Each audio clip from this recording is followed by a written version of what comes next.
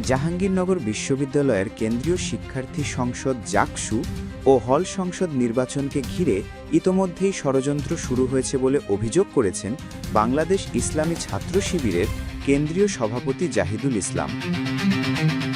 11 September বৃহস্পতিবার রাতে সংগঠনের ফেসবুক পেজে এক বার্তায় তিনি এ অভিযোগ করেন।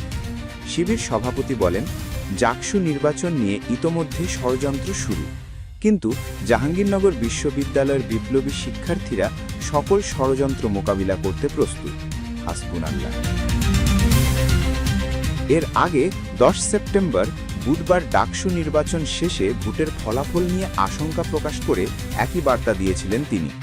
এতে জাহিদুল ইসলাম বলেছিলেন, নো নেগোসিয়েশন। শিক্ষার্থীদের স্বতঃস্ফূর্ত ভোট প্রদানের পর ডাকসুর কোনো পদ নিয়ে নেগোসিয়েশন করার অধিকার কারো নেই।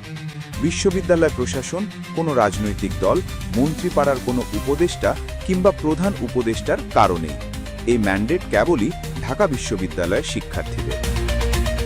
এবার জাকসু নির্বাচন নিয়ে ষড়যন্ত্র হচ্ছে বলে অভিযোগ করলেন শিবির সভাপতি। প্রসঙ্গত, দীর্ঘ 32 বছর পর আজ 11 সেপ্টেম্বর জাহাঙ্গীরনগর বিশ্ববিদ্যালয়ের কেন্দ্রীয় শিক্ষার্থী সংসদ জাকসু